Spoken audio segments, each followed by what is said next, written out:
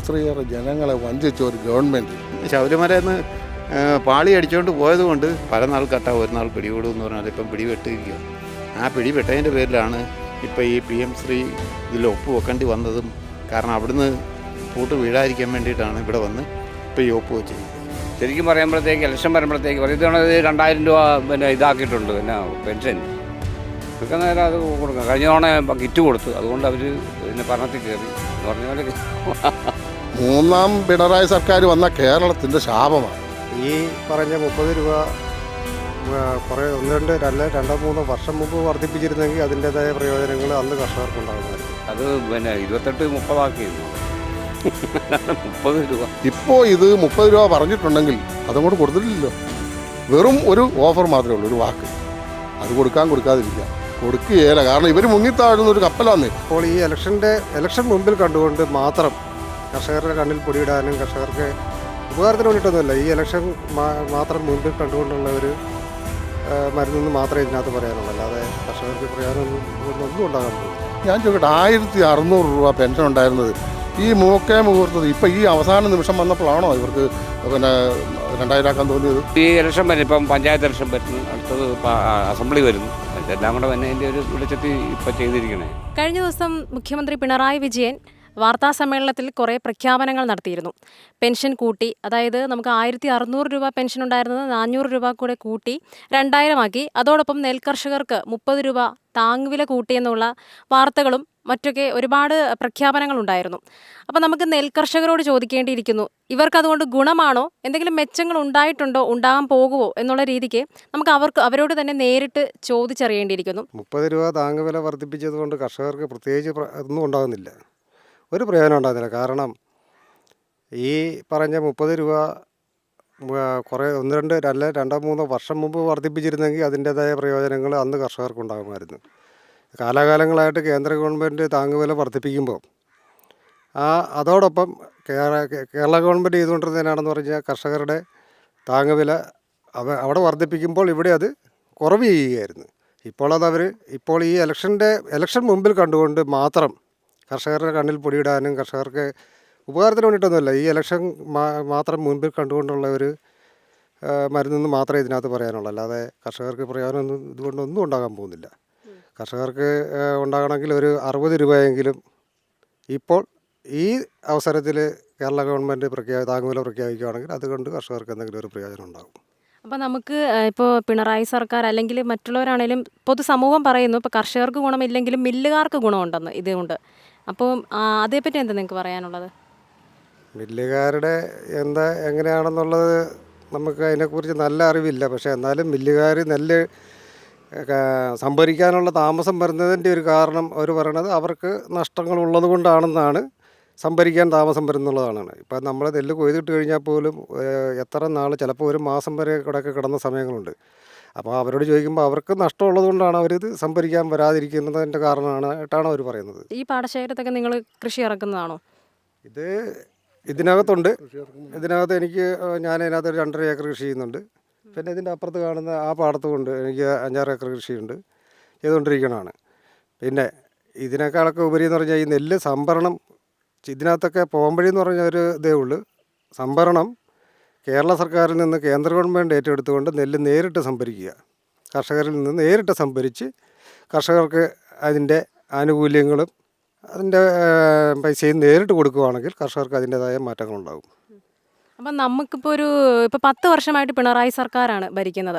ഇപ്പോൾ ഈ 9 വർഷം അല്ലെങ്കിൽ 9.5 വർഷമൊക്കെ ആയ ഒരു സമയത്ത് ഇവരിങ്ങനെ ഒരു പ്രഖ്യാപനം നടത്തുന്നത് ഇപ്പോൾ ശരിക്കും അത് തിരഞ്ഞെടുപ്പിന് വിജയിക്കാനുള്ളൊരു തന്ത്രമാണ് എന്നാണോ നിങ്ങൾ വിശ്വസിക്കുന്നത്? തീർച്ചയായിട്ടും അതെ. കാരണമുണ്ട്. ഈ നെൽകർഷകരെ ഇപ്പം ഈ 30 രൂപ വർധനവ് എന്ന് പറയുന്നത് നെൽകർഷകരെ ആത്മാർത്ഥതയോടുകൂടി ഒരു വഞ്ചിക്കുക ചെയ്യുന്നത്. കേന്ദ്ര ഗവൺമെൻറ് എല്ലാ പ്രാവശ്യവും നെല്ലിൻ്റെ താങ്ങുവില വർദ്ധിപ്പിക്കുമ്പോൾ ആനുപാതികമായ ആ വർധനവിന് കേരള സർക്കാർ ആനുപാതികമായ വർധനവ് കൊടുക്കേണ്ടതാണ്.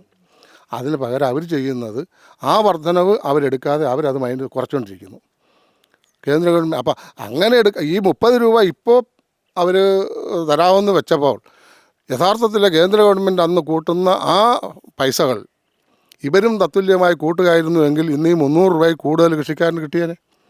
ഇവർ ഈ 9 വർഷക്കാലം കൊണ്ട് ഈ 9ാമത്തെ വർഷം ഒരു ഇലക്ഷൻ വരുന്നു.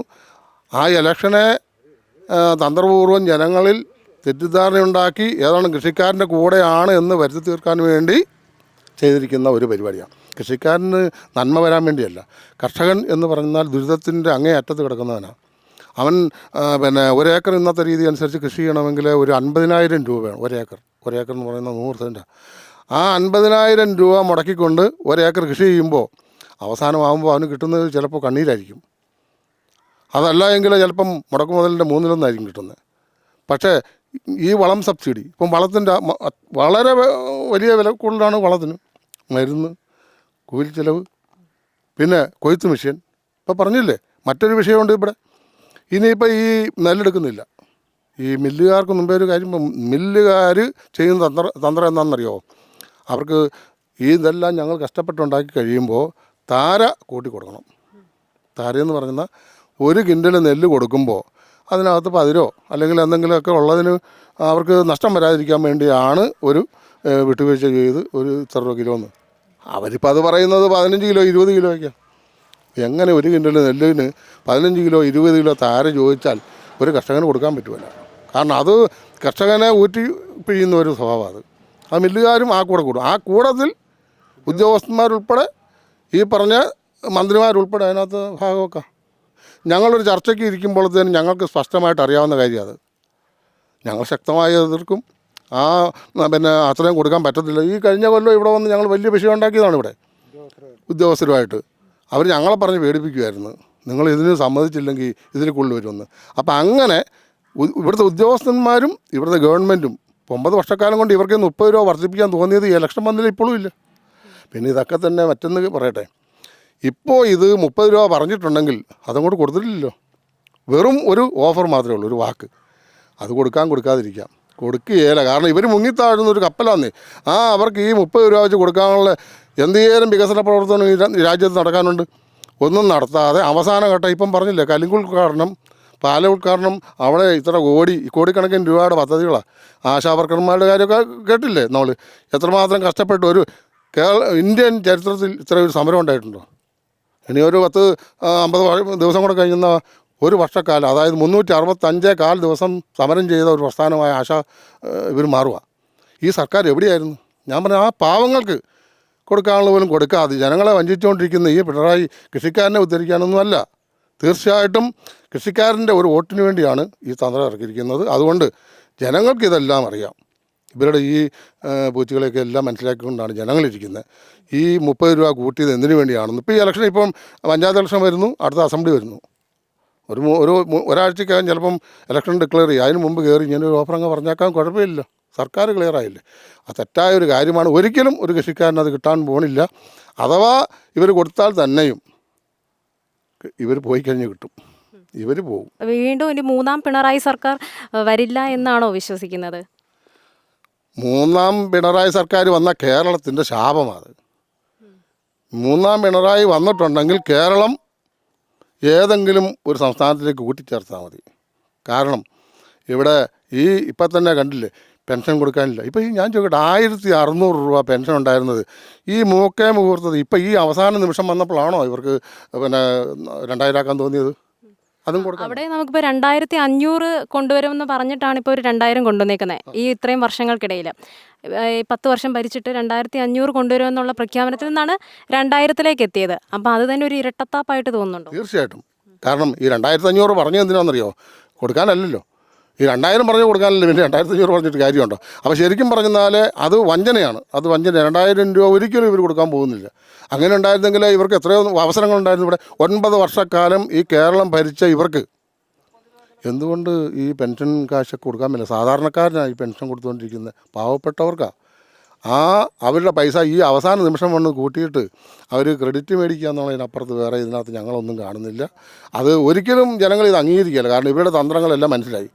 ഇവർ വെറും ജനങ്ങളെ കബളിപ്പിച്ചുകൊണ്ട് കോടിക്കണക്കിന് രൂപ ഇവർ മുക്കിയിരിക്കുക. അപ്പം നമ്മളെ ഒത്തിരി കാര്യങ്ങൾ പറയാനുണ്ട്. നമ്മുടെ ഈ വയനാട് ദുരന്തം എന്താ അവിടെ സംഭവിച്ചത്? 750 കോടി രൂപ പിണറായി വിജയൻ്റെ ഫണ്ടിൽ നേരിട്ടെത്തിയിട്ടുണ്ട്. ഒരു വീട്ടുകാർക്ക് 1 കോടി രൂപ വെച്ച് കൊടുക്കുകയാണെങ്കിൽ അതാണ് 450 വീട്ടുകാർക്കാണ് ദുരിതം ഉണ്ടായിട്ടുള്ളതും വീട് നഷ്ടപ്പെട്ടതും ഒക്കെ അങ്ങനെ ഒരു കണക്ക് വന്നിരിക്കുന്നത്. അതിനകത്ത് വേറെ ഭാഗികമായ കുറേ കാര്യമാണ്. 450 കോടി രൂപ ഒരു വീട്ടുകാരൻ 1 കോടി രൂപ വെച്ച് 450 കോടിയല്ലേ ആവുള്ളൂ. ആ 450 കോടി രൂപ കോടി രൂപ കൊടുക്കുന്നതിന് പകരം ഇന്ന് വരെ ഒരു വീടാണ് പണിത് കൊടുത്തിരിക്കുന്നത്. ഒരു വീട് പണിത് കൊടുത്തിട്ട് എന്താണ് ഇയാൾ ഇങ്ങനെ പറയുന്നത്? ഇവർ പറയുന്നത് എന്താ? ഇത്രയേറെ ജനങ്ങളെ വഞ്ചിച്ച ഒരു ഗവൺമെൻറ്, ഇവർക്ക് അതിനുള്ള സോഴ്സ് ഇല്ല. അവർക്ക് കൊടുക്കാനുള്ള നിലവിൽ അവർക്ക് അതിനുള്ള ഫണ്ട് ഇവിടെ ഇല്ല. അവരെ കുറ്റം പറഞ്ഞൊരു കാര്യമില്ല. അതുപോലെ നിരവധിയായ കാര്യങ്ങൾ ഈ സർക്കാരിൻ്റെ പരാജയങ്ങൾ എണ്ണി പറഞ്ഞാൽ തീരാത്ത രീതിയിലുള്ള കാര്യങ്ങൾ കൂടിയുണ്ട്. അപ്പം 3ാം ഭരണം എന്നുള്ളത് ദിവാസ്വപ്നം മാത്രമാണ്. അത് നടക്കാൻ പോകുന്ന കാര്യമല്ല. പിന്നെ ഞാനൊരു തുറന്നൊരു കാര്യം പറയും. ഞാൻ രാഷ്ട്രീയക്കാരനാണ്. കേരളം രക്ഷപ്പെടണമെങ്കിൽ അടുത്ത തെരഞ്ഞെടുപ്പുകളിൽ ജനതാ പാർട്ടിക്ക് അല്ലെങ്കിൽ ഭാരതീയ ജനതാ പാർട്ടിക്ക് വോട്ട് ചെയ്താൽ കേരളം രക്ഷപ്പെടും. എന്നാണെന്നറിയോ? കേരളത്തിൻ്റെ മുഖച്ഛായ 2 വർഷം കൊണ്ട് മാറണമെങ്കിൽ ഈ സംവിധാനം ഇവിടെ ഉണ്ടാകണം. അല്ലാതെ ഇവരൊന്നും കോൺഗ്രസ്സുകാരെന്താ കാണിക്കുന്നത്? കോൺഗ്രസ് എന്ന് പറയുന്ന പ്രസ്ഥാനം ഉണ്ടോ ഇവിടെ? പിടിച്ചുകൊണ്ട് നടക്കുക അവർ. രമേശിന് വേണം. ഇപ്പോൾ കേന്ദ്രത്തിൽ പോയ വേണുഗോപാൽ ഇഞ്ഞാൽ പോരുക മുഖ്യമന്ത്രിയാകാൻ. അപ്പോൾ രമേശ് എന്തായാലും ഉടുപ്പ് തയ്പ്പിച്ചിരിക്കുന്നു. അപ്പോൾ അന്നേരത്തേനും മുരളീധരൻ അപ്പുറം വേറെ ഉടുപ്പ് തയ്പ്പിച്ചിരിക്കുന്നു. അപ്പോൾ കോൺഗ്രസ്സുകാരെ സംബന്ധിച്ചിടത്തോളം അവർക്ക് വികസനമല്ല, ജനങ്ങളുടെ ആവശ്യമല്ല, ജനങ്ങളുടെ കാര്യമല്ല അവർക്ക് മുഖ്യ വിഷയം. അവർക്കുള്ള വിഷയം എന്ന് പറയുന്നത് ജനങ്ങളെ സേവിക്കലല്ല, അവരുടെ സ്ഥാനമാനങ്ങളാണ്. അതിനുള്ള തല്ലിപ്പിടുത്തം അവിടെ നടന്നുകൊണ്ടിരിക്കുന്നത്. അപ്പം ഇടതുപക്ഷ ജനാധിപത്യ മുന്നണിയും ഐക്യ ജനാധിപത്യ മുന്നണിയും ഇവിടെ മാറി മാറി ഭരിച്ചുകൊണ്ടിരിക്കുകയാണ്. ഇനി നമുക്കൊരു പരീക്ഷണം നടത്താനുള്ളത് ഇതാണ്. അടുത്ത ഭരണം നമുക്കൊന്ന് ഏൽപ്പിക്കാം. കേരളം രക്ഷപ്പെടും. 100%, 101% ഞാൻ ഉറപ്പ് തരുന്നു. അങ്ങനെ ഒരു മാറ്റം ജനങ്ങൾ ആഗ്രഹിച്ചാൽ നടക്കും. അങ്ങനെ കേരളത്തിൻ്റെ മുഖച്ഛായ മാറും. 2 വർഷത്തിനാവും. അല്ലെങ്കിൽ ഇവർ തന്നെ കയറി എവിടുന്ന് എന്നാ കൊടുക്കാനാന്ന്? ഇവർ ഫണ്ട് എവിടുന്ന് കൊടുക്കാനാന്ന്? ഇവരിൽ ഒന്നുമില്ല. ഇവർക്ക് ഈ ഫണ്ട് ഉണ്ടാക്കാനുള്ള സോഴ്സ് അറിയില്ല. ജനങ്ങളിൽ നിന്ന് ഊറ്റിപ്പിടിഞ്ഞ് കാശ് മേടിക്കുന്ന സ്വഭാവം ഇവർക്ക് ഇപ്പോഴും ഉള്ളൂ. ഈ കൊടുക്കാനുള്ള ആനുകൂല്യങ്ങളൊക്കെ അവരുടെ പോക്കറ്റിലുണ്ടെന്നേ. കൊടുക്കാതെ കണ്ടിട്ട് ഞങ്ങൾ ഏതാണ്ട് ഇതെല്ലാം വലിയ സുതാര്യമായി ചെയ്തു എന്ന് വരുത്തി തീർക്കുക എന്നുള്ളതിനപ്പുറത്ത് യാതൊരു കാഴ്ചപ്പാടും അതിനകത്തില്ല. ഇപ്പോൾ ഓൾറെഡി നമുക്കിപ്പോൾ പിണറായി സർക്കാരിന് ഒരുപാട് കടത്തിൽ മുങ്ങി നിൽക്കുക എന്നാണ് പറയുന്നത്. അപ്പോൾ അതിൻ്റെ ഇടയ്ക്ക് വീണ്ടും ഇത്തരത്തിലുള്ള ഒരുപാട് പ്രഖ്യാപനങ്ങൾ വന്നപ്പോൾ അത് കിട്ടുമെന്ന് എന്തെങ്കിലും ഒരു പ്രതീക്ഷയുണ്ടോ? കാര്യം നവംബർ 1 തൊട്ട് ഇത് കൊടുത്തു തുടങ്ങും, ഈ ഒരു രീതി പ്രാബല്യത്തിൽ വരുമെന്നുള്ള രീതിക്കാണ് പറയുന്നത്. അപ്പോൾ അതിലൊരു വിശ്വാസമുണ്ടോ? ഒരു നേരിയ വിശ്വാസമെങ്കിലും ഉണ്ടോ? പരാജയപ്പെട്ട് നിൽക്കുക മുഴുവൻ. അതിനകത്ത് ഒരെണ്ണം കൊണ്ട് എഴുതി ചേർക്കാവുന്നതിന് അപ്പുറത്തൊന്നും ഇതിനകത്തില്ല.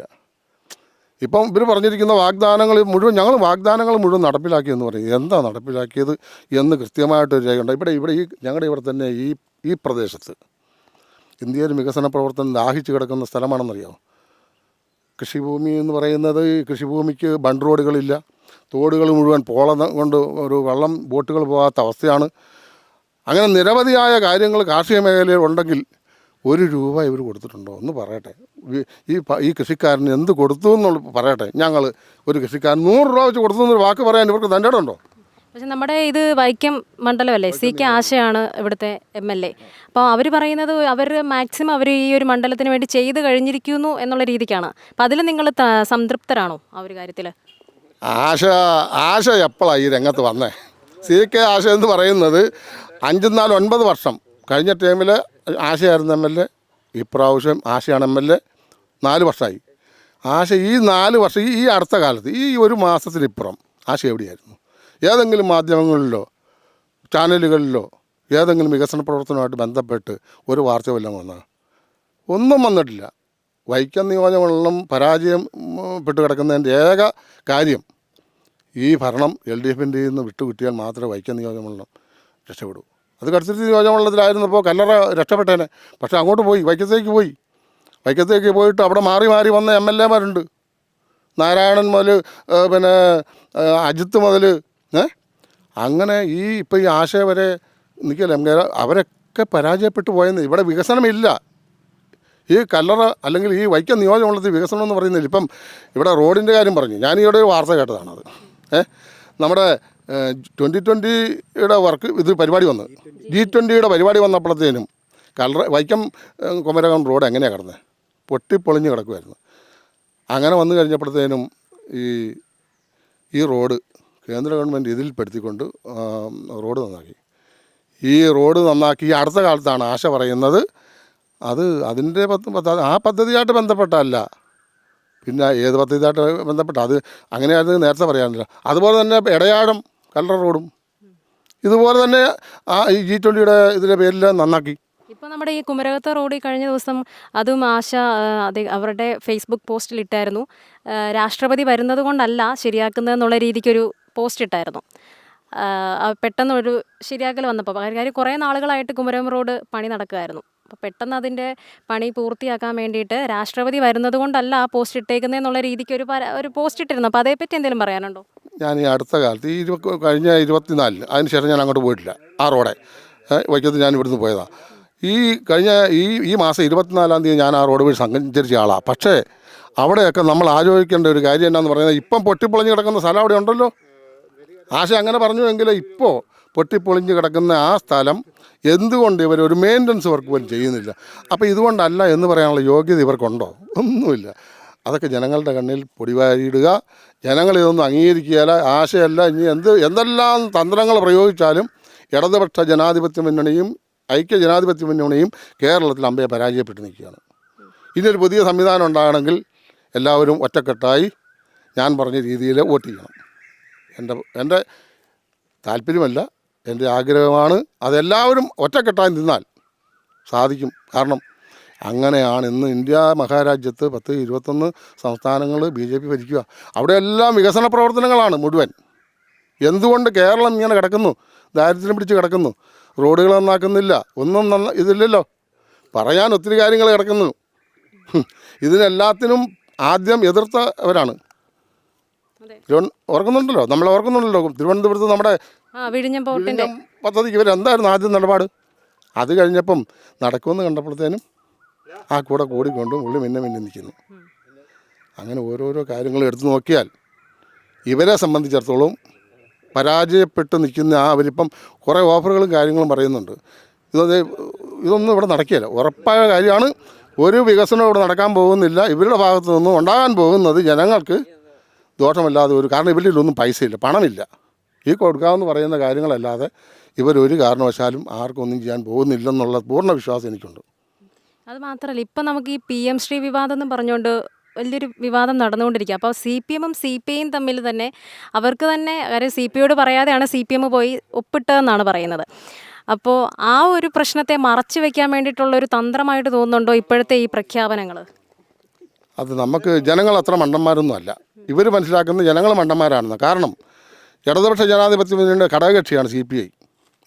അവരുടെ ഒരു പൊതുവായ കാര്യമാണ് ഈ PMC വർക്കിന്. ഇതിനകത്ത് അവർ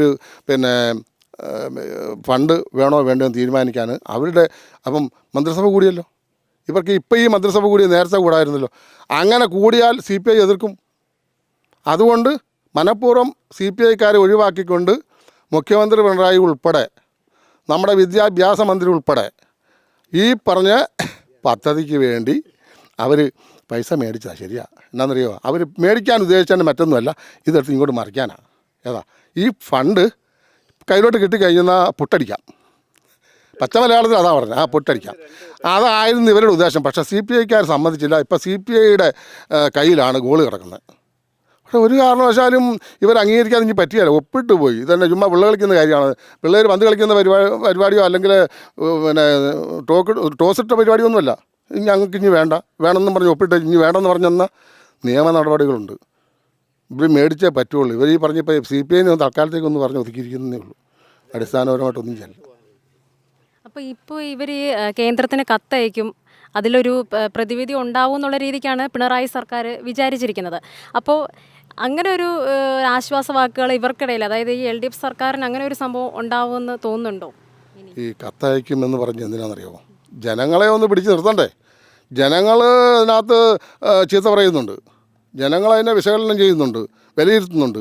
അപ്പോൾ ജനങ്ങളുടെ കണ്ണിൽ പൊടിയിടാനാണ് കത്തയക്കും. ഇവിടുന്ന് കത്തയച്ച് കഴിഞ്ഞാൽ ഡൽഹിക്ക് പോകാൻ 3-4 മാസം എടുക്കുമോ?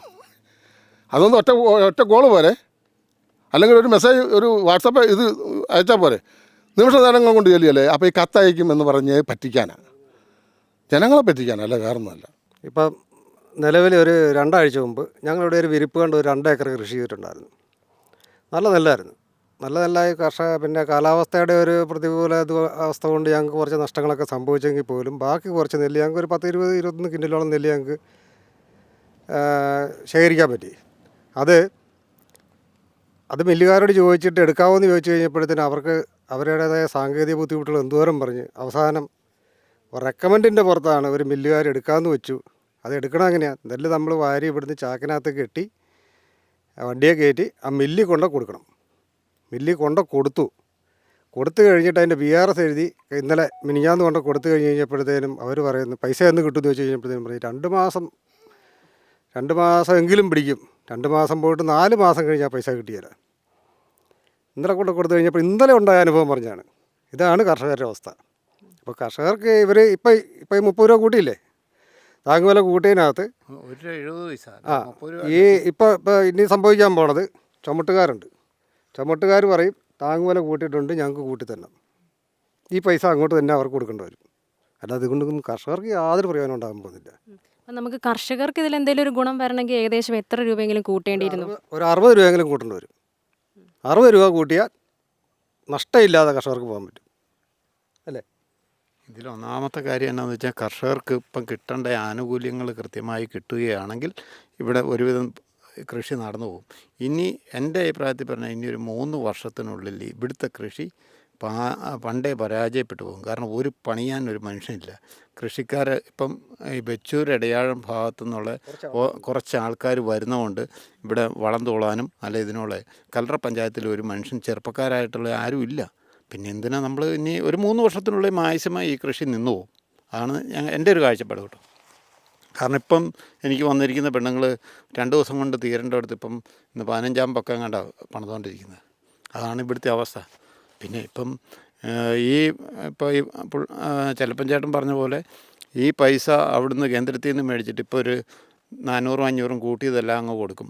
ഒരു 2 മാസം കൊടുക്കാനുള്ളത് ഇപ്പം തൽക്കാലം അവരുടെ കയ്യിൽ പിടിച്ച് കിട്ടിയിട്ടുണ്ട്.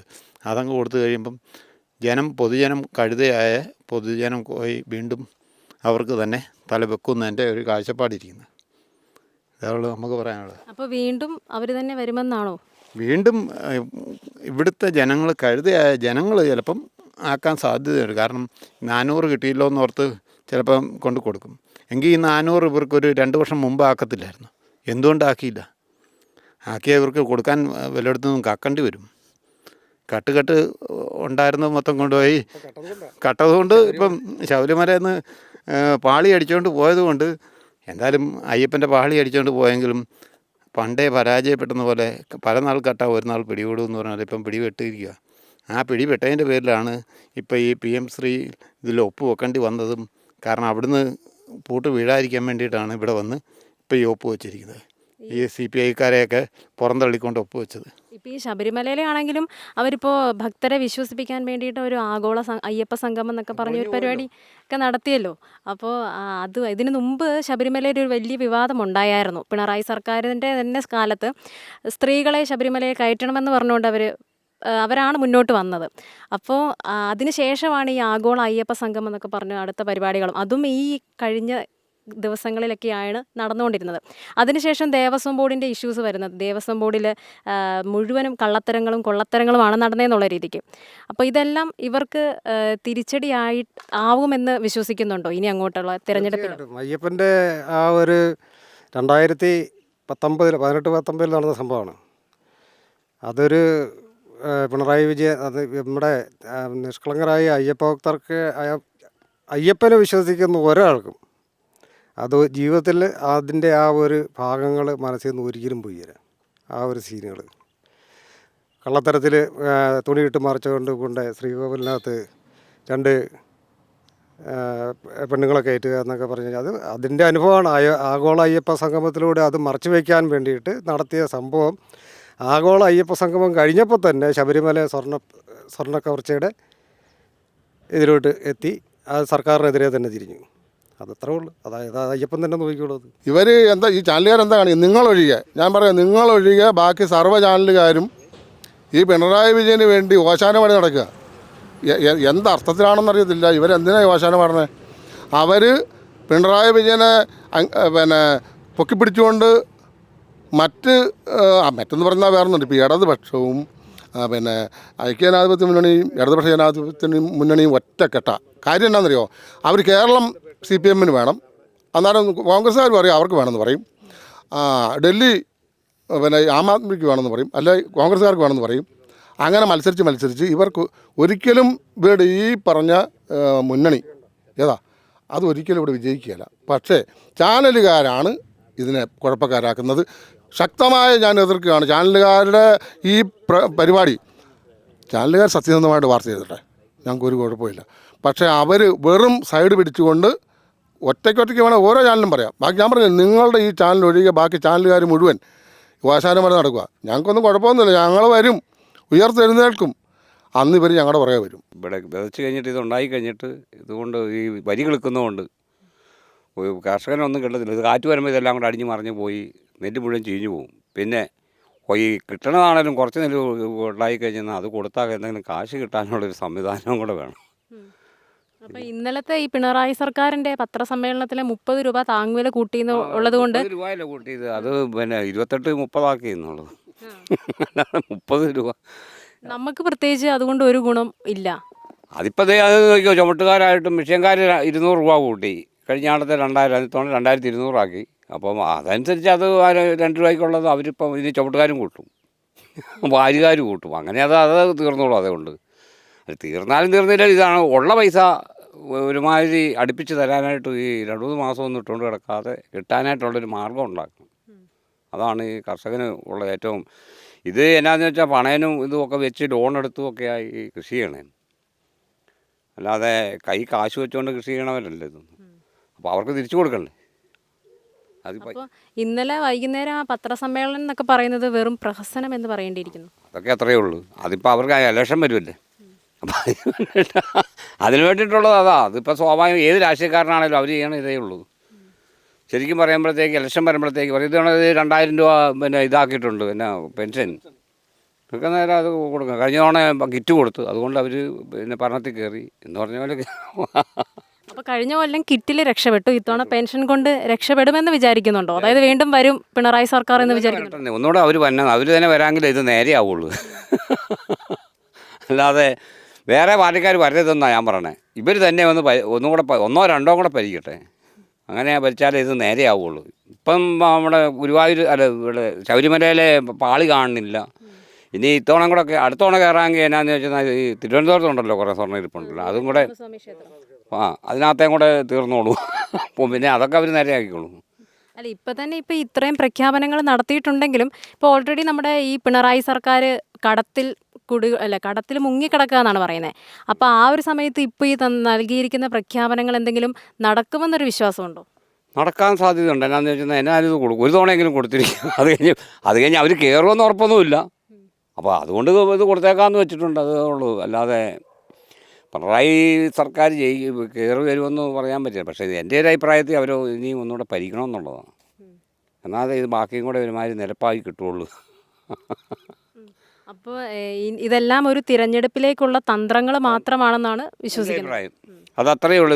ഈ ഇലക്ഷൻ വരും, ഇപ്പം പഞ്ചായത്ത് ഇലക്ഷൻ വരുന്നു, അടുത്തത് അസംബ്ലി വരുന്നു. അപ്പോൾ ഇതെല്ലാം കൂടെ തന്നെ എൻ്റെ ഒരു വെളിച്ചത്തിൽ ഇപ്പം ചെയ്തിരിക്കണേ. അതിനൊക്കെ മുമ്പ് തന്നെ പ്രഖ്യാപനങ്ങളെല്ലാം ഉണ്ടായി. നവംബർ 1 തൊട്ട് ഇതെല്ലാം പ്രാബല്യത്തിൽ വരുത്തും എന്നുള്ള രീതിക്കാണ് ഇപ്പോൾ ഇന്നലെ പ്രഖ്യാപനങ്ങളെല്ലാം നടത്തിയത്. അപ്പോൾ പിന്നെ ഇലക്ഷൻ ആയിപ്പോയില്ല, പിന്നെ ഉടനെ ചെയ്യാൻ പറ്റുമോ?